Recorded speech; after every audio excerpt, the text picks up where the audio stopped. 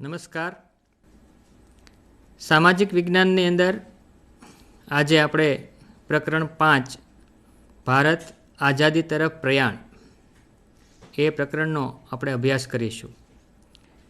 આગળના પ્રકરણમાં આપણે 1920થી 1947 સુધીનો સમયગાળો કે જે ગાંધી યુગનો ગાળો ગણવામાં આવે છે અને આ સમય દરમિયાન એ ગાંધીજીનું ભારતમાં આગમન થયું અને ગાંધીજીની સત્યાગ્રહની લડતોની શરૂઆત અને અલગ અલગ પ્રકારની લડત આપી અને ભારતની અંદર અંગ્રેજો સામે અહિંસક લડતનો એક દોર શરૂ થયો અને આ યુગ ગાંધી યુગના આંદોલનનો યુગ ગણવામાં આવે છે.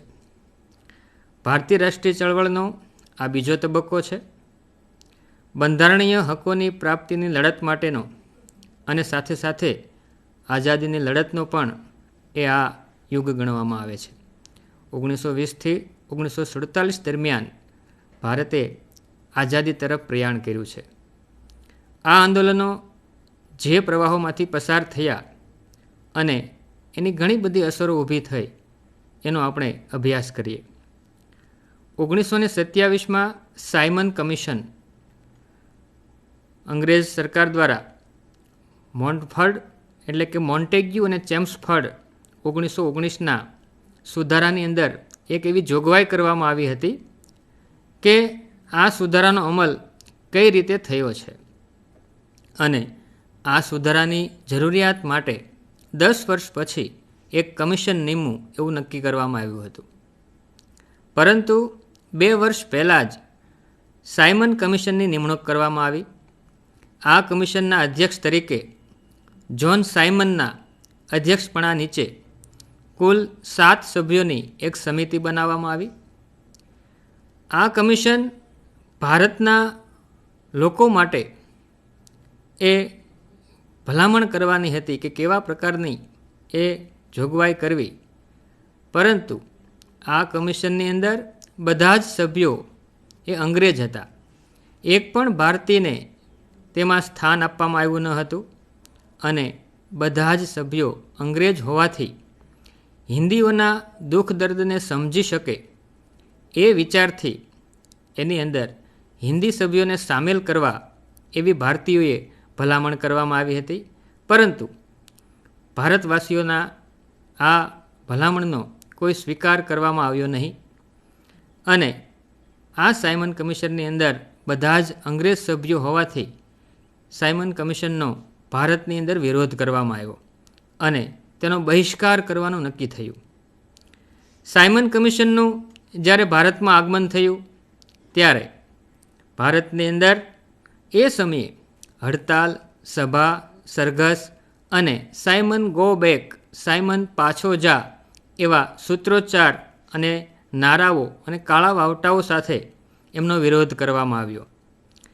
આ વિરોધની સામે સરકારે દમન નીતિ અપનાવી અને આ દમન નીતિનો ભોગ બનેલા લાલા લજપતરાય, ગોવિંદ વલ્લભ પંત અને જવાહરલાલ નહેરુ આ દમન નીતિનો ભોગ બન્યા અને એમાંય લાહોરની અંદર એક સરઘસની આગેવાની લેનાર લાલા લજપતરાયને માથામાં લાઠી વાગી અને લાલા લજપતરાય ગંભીર રીતે ઘાયલ થયા અને થોડા સમય પછી તેમનું અવસાન થયું.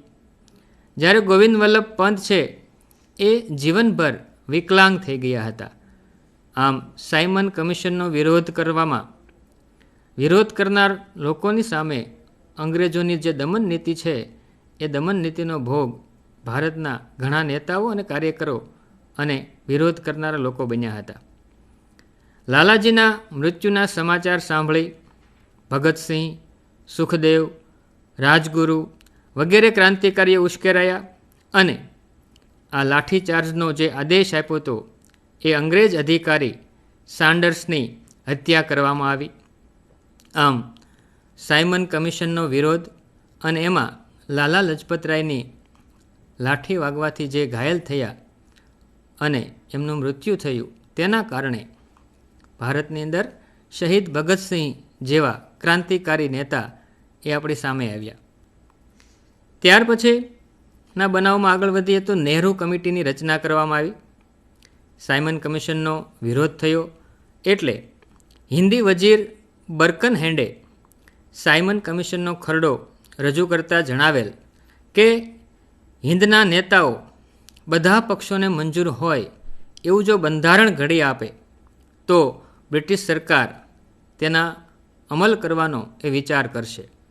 અને આ આહવાનને પડકાર સમજીને હિન્દી રાષ્ટ્રીય મહાસભાએ મોતીલાલ નહેરુના પ્રમુખ પદે નહેરુ કમિટીની રચના કરી.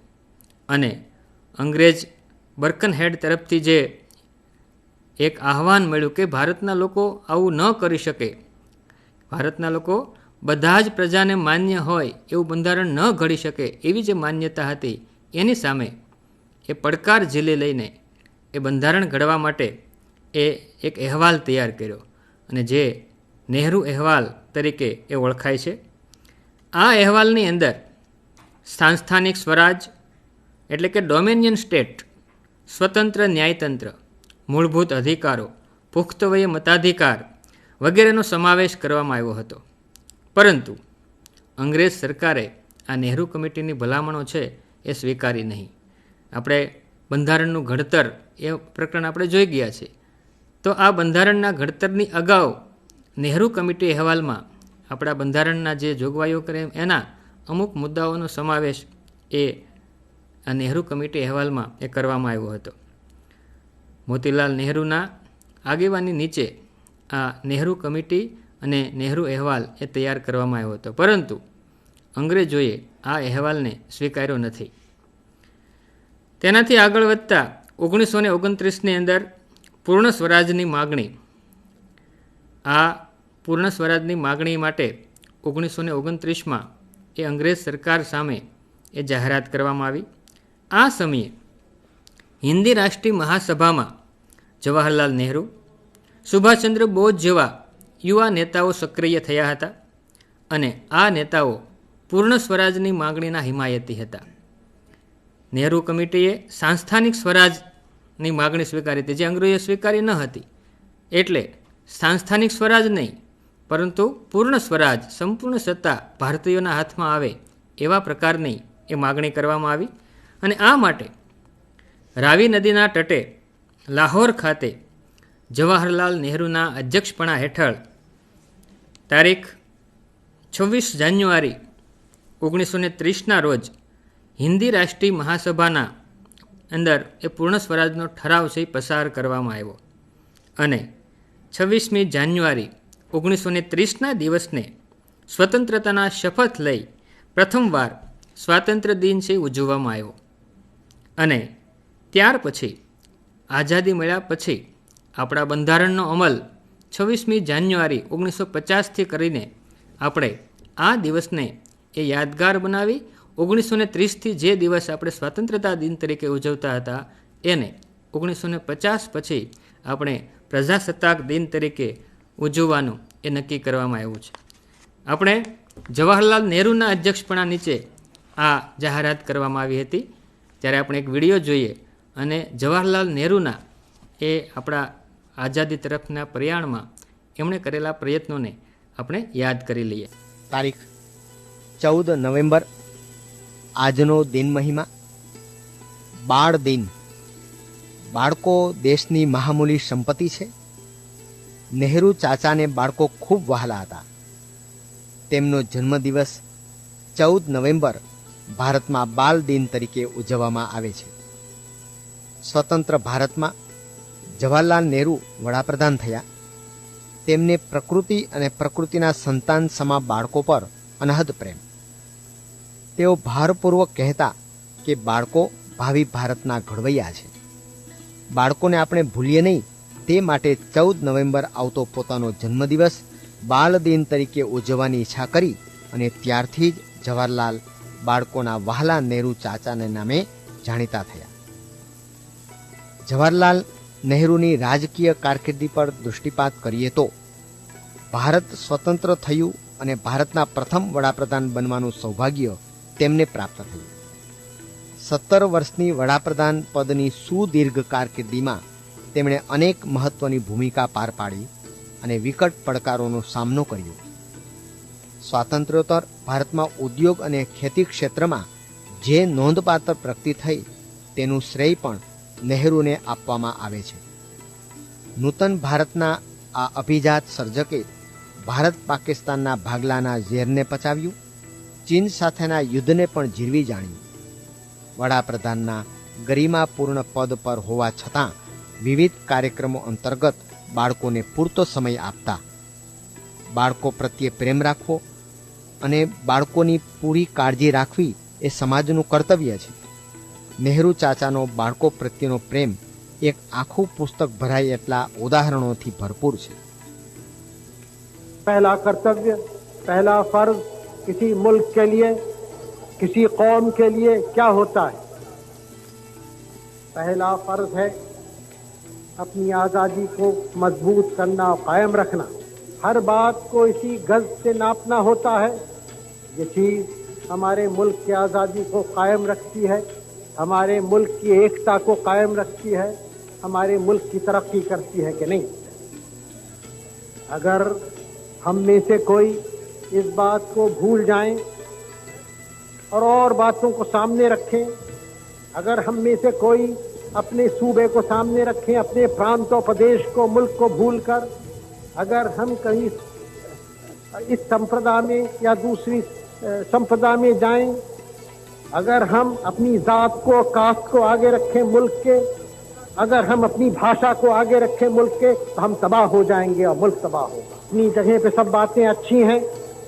हमारा शहर है, हमारा सूबा है, मोहल्ला है, मुबारक हो हमको. हमारा खानदान है, परिवार है, प्रेम है हमें उससे.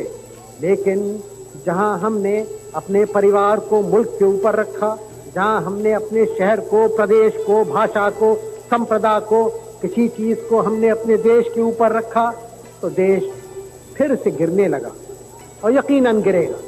याद रखिए कि दुनिया में बहुत सारे ऐब होते हैं, बहुत सारी खराबियां होती हैं, लेकिन एक ऐब, एक खराबी, एक गुनाह, एक पाप, एक कमजोरी, जो कुछ उसे कहिए, सब में बड़ी जो है वो डर है.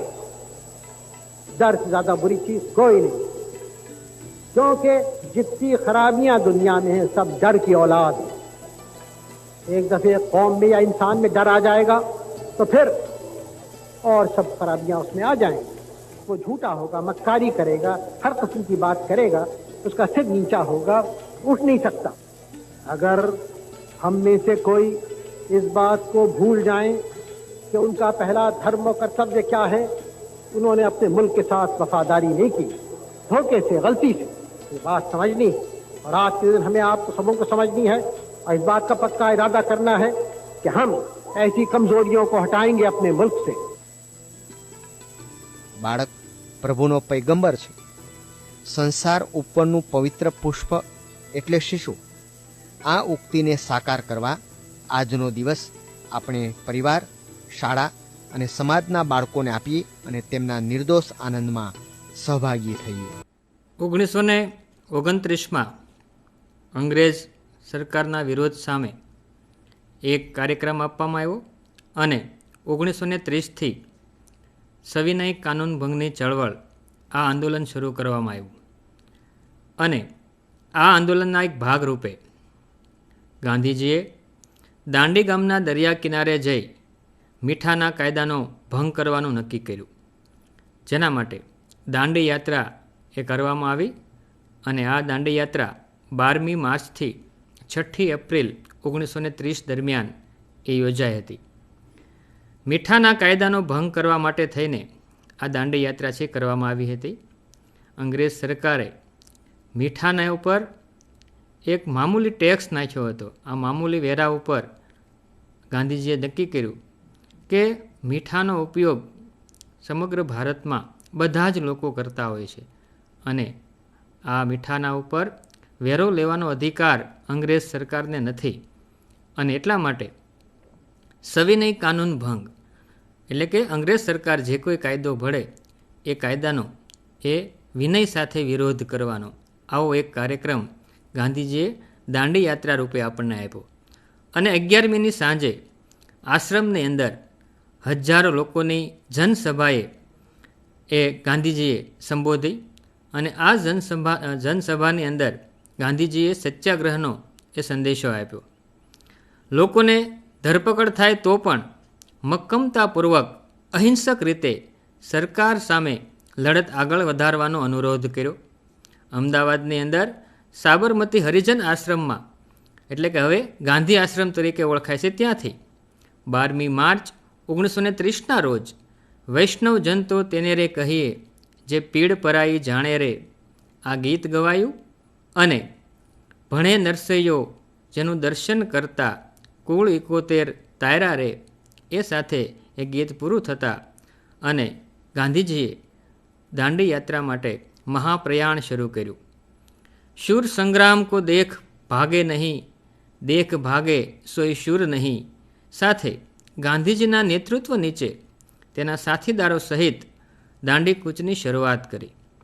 ગાંધીજીએ દાંડી યાત્રામાં 29 માર્ચ 1930ના રોજ એ લોકોને કહેલું કે હું કાગડા કૂતરાના મોતે મરીશ, પરંતુ સ્વરાજ મળશે નહીં ત્યાં સુધી હું આશ્રમમાં પાછો ફરીશ નહીં. અને ખરેખર જો જોઈએ તો ગાંધીજીએ આ યાત્રા શરૂ કરી ત્યાર પછી એ સમગ્ર ભારતમાં વિવિધ આંદોલનોમાં એ સક્રિય થયા અને આપણો ભારત દેશ 15મી ઓગસ્ટ 1947ના રોજ આઝાદ થયો. ત્યાર પછી ગાંધીજીની જ્યારે હત્યા થઈ ગઈ 30મી જાન્યુઆરી 1948ના રોજ, પણ આઝાદી પછી ગાંધીજીની જે પ્રતિજ્ઞા હતી કે સ્વતંત્રતા મળ્યા પછી જ હું આશ્રમમાં પાછો આવીશ, અને ખરેખર ત્યાર પછી ગાંધીજી છે એ સાબરમતી આશ્રમમાં આવી શક્યા ન હતા. આઝાદી મળ્યા પછી ગાંધીજી લડતમાં રોકાયેલા રહ્યા અને એ દરમિયાન એ તેમની હત્યા થઈ ગઈ. એટલે ગાંધીજીની પ્રતિજ્ઞા કે આઝાદી મળ્યા સિવાય હું આવીશ નહીં, એ પ્રતિજ્ઞા એમણે પાળી, પણ ગાંધી આશ્રમમાં પરત આવી શક્યા નહીં. અમદાવાદથી દાંડી યાત્રાની શરૂઆત થઈ 12મી માર્ચ અને દાંડીનું અંતર આશરે 370 કિલોમીટર છે. અમદાવાદથી દાંડીની આ યાત્રાની અંદર રસ્તામાં અસલાલી, બારેજા, નડિયાદ, આણંદ, બોરીઆવી, રાસ, જંબુસર, ભરૂચ, સુરત, નવસારી વગેરે નાના મોટા અનેક નગરોમાં સભાઓ ભરવામાં આવી અને લોકોને સવિનય કાનૂન ભંગ અને મીઠાના કાયદાનો ભંગ શા માટે આપણે આ લડત શરૂ કરે છે એની ગાંધીજીએ સમજ આપી. અને આ કૂચ જે ગામમાંથી પસાર થતી હતી ત્યાં એ ગામની અંદર લોકો ભેગા થઈ રસ્તાની સફાઈ કરતા, પાણી છાંટી તોરણો બાંધી અને શણગારતા. અને આ યાત્રાએ ભારતના લોકોમાં અપૂર્વ જાગૃતિ લાવી અને અજબની શ્રદ્ધા, ચેતના અને એકતા જગાવવાનું અદ્ભુત કાર્ય કર્યું. દેશભરમાં સત્યાગ્રહનું મોજું ફરી વળ્યું. આપણને પાઠ્યપુસ્તકમાં આ દાંડી યાત્રાનો માર્ગ આપેલો છે અને અમદાવાદ સાબરમતી આશ્રમથી શરૂ કરીને દાંડી સુધીનો આ માર્ગ છે એ આપણે ગુજરાતના નકશામાં આ શહેરો જોઈ અને 370 કિલોમીટર લાંબી આ દાંડી યાત્રાથી સમગ્ર ભારતમાં સત્યાગ્રહની એક નવી ચેતના ઊભી થઈ. ગાંધીજી અને તેના સાથીદારો અને આ 24 દિવસની પદયાત્રા બાદ તારીખ 5મી એપ્રિલ 1930ના રોજ એ દાંડી પહોંચ્યા. બીજા દિવસે એટલે કે 6ઠી એપ્રિલ 1930ના રોજ સવારે 6:30 કલાકે દરિયા કિનારે જે મીઠું હતું એ મીઠાના અગરોમાં જઈ ગાંધીજીએ એમાંથી મીઠું ઉપાડી અને આ મીઠાના કાયદાનો ભંગ કર્યો. ગાંધીજીએ મીઠાના કાયદાનો ભંગ કરતાં પહેલાં સમુદ્ર સ્નાન કર્યું અને ત્યાં હાજર લોકો સમક્ષ ગાંધીજીએ જણાવ્યું કે આ ચપટી મીઠું ઉપાડીને હું અંગ્રેજ સામ્રાજ્યરૂપી ઇમારતના પાયામાં આથી લૂણો લગાડું છું અને લૂણો લાગેલી ઇમારત છે એ લાંબો સમય ટકી શકે નહીં. એટલે ગાંધીજીએ આ આઝાદીની લડતમાં દાંડી યાત્રાથી એ અંગ્રેજ સામ્રાજ્યની અંદર એ લૂણો લગાડ્યો અને આપણને 1947માં એ ભારતને સ્વતંત્રતા થવામાં આ દાંડી યાત્રાએ ખૂબ જ જોમ અને જુસ્સો આપ્યો.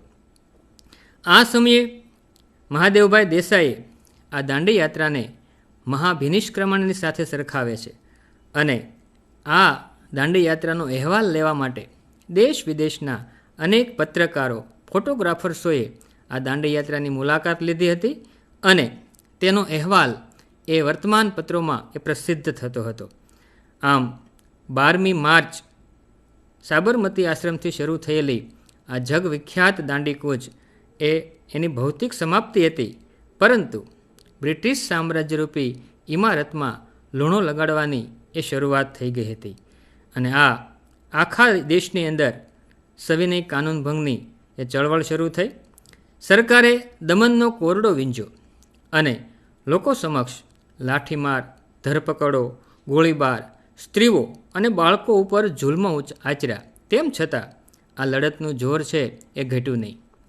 દાંડી કૂચ દરમિયાન ગાંધીજીએ પોતાની લડતમાં એ વિદેશી કાપડનો બહિષ્કાર, દારૂબંધી, હિન્દુ મુસ્લિમ એકતા, અસ્પૃશ્યતા નિવારણ વગેરે જેવા રચનાત્મક કાર્યક્રમો આપ્યા અને આ કાર્યક્રમથી જે પ્રજાની અંદર એ વિદેશી કાપડનો બહિષ્કાર કરવાનું, સામાજિક રીતે એ દારૂબંધી, હિન્દુ મુસ્લિમ એકતા, અસ્પૃશ્યતા નિવારણ આ બાબતોને એ લોકોએ સ્વીકારી લીધી. દાંડી યાત્રા અને નમક સત્યાગ્રહથી આવેલી જાગૃતિના લીધે અસહકારના આંદોલનો અને સત્યાગ્રહના કાર્યક્રમો દેશભરમાં શરૂ થયા. તો ગાંધીજીએ આપેલી આ દાંડી યાત્રા એ વખતે પત્રકારો અને ફોટોગ્રાફર્સે વિવિધ સમાચાર પત્રોમાં અને ખાસ કરીને ઇંગ્લેન્ડ અને યુરોપના વર્તમાન પત્રોમાં એના રોજે રોજના અહેવાલો પ્રસિદ્ધ થતા હતા. ચાલો આપણે ગાંધીજીનો એક વિડીયો જોઈ અને ગાંધીજીને આપણે યાદ કરી લઈએ કે આપણી સ્વતંત્રતાની લડતમાં ગાંધીજીએ કેવું મહામૂલું યોગદાન આપ્યું છે. આજનો દિન મહિમા, તારીખ 2 ઓક્ટોબર.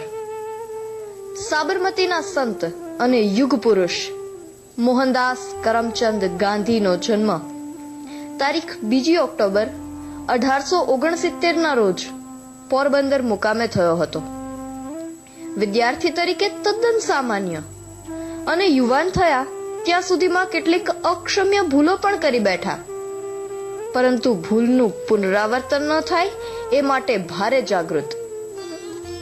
વિદેશમાં જઈ બેરિસ્ટરની પદવી પ્રાપ્ત કરી. દક્ષિણ આફ્રિકા એક કેસ લડવા ગયેલા, પરંતુ એમાંથી ત્યાં વસતા ભારતીયજનોની કફોડી હાલતથી દ્રવી ઉઠ્યા અને ત્યાં ઐતિહાસિક સત્યાગ્રહને સફળ બનાવ્યો. સમગ્ર વિશ્વને એમણે સત્ય, અહિંસા, ન્યાય અને વિશ્વ પ્રેમની રાહ બતાવી. ભારતની આઝાદી તો એમને મન એક નિમિત્ત માત્ર હતી. વાસ્તવમાં તો આ મહામાનવનો જન્મ એટલા માટે જ થયો હતો કે ભયંકર હિંસક શાસનકર્તાઓની હેવાનિયત સામે નૈતિક હિંમતથી, આત્મબળથી અને અહિંસાના અમોઘ શસ્ત્રથી કેવી રીતે લડી શકાય અને વિજય પ્રાપ્ત કરી શકાય એની ઝાંખી સમસ્ત માનવ જાતને થાય. દાંડી કૂચ યાત્રા કરનાર આ માનવીમાં એવી તો કઈ દૈવી શક્તિ હતી કે જેના અહિંસક સત્યાગ્રહ આગળ અંગ્રેજ સરકારના તમામ શસ્ત્રો બૂઠા થઈ ગયા. એ વિશે કદાચ ભવિષ્યની પેઢી તો વિસ્મય જ પામવાની. ઈસવીસન 1948માં પૂજ્ય બાપુની આકસ્મિક ચીર વિદાયથી સ્વતંત્રતાના ઉજળા પ્રકાશ પર શોકના ઘેરા વાદળા છવાઈ ગયા. એમનું જીવન એમની પ્રતિભાનું કાવ્ય હતું, તો એમનું મૃત્યુ એમની પ્રતિભાનું महाकाव्य बनी गયું.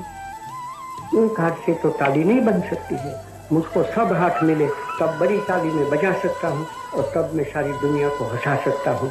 और पीछे दुनिया क्या कहेगी कि अगर कोई मुल्क को आज़ाद होना चाहिए वो तो हिंदुस्तान इस आज़ादी का के लिए मुल्क है. और मेरी तो तमन्ना ये है, मेरी तो आशा ये है, ईश्वर से प्रार्थना ये है कि हिंदुस्तान ऐसा बने कि जिससे सारी दुनिया कहे कि अगर आज़ाद बनना है तो हिंदुस्तान के जैसे आज़ाद बनो. ऐसा करने में आप लोग बहुत बड़ा हिस्सा ले सकते हैं. सब के सब अपनी जगह पर अपना धर्म का पालन करें तो हिंदुस्तान जैसा मैं आपको कहता हूँ ऐसा बन सकता है. उसमें मुझको तनिक भी शंका नहीं है.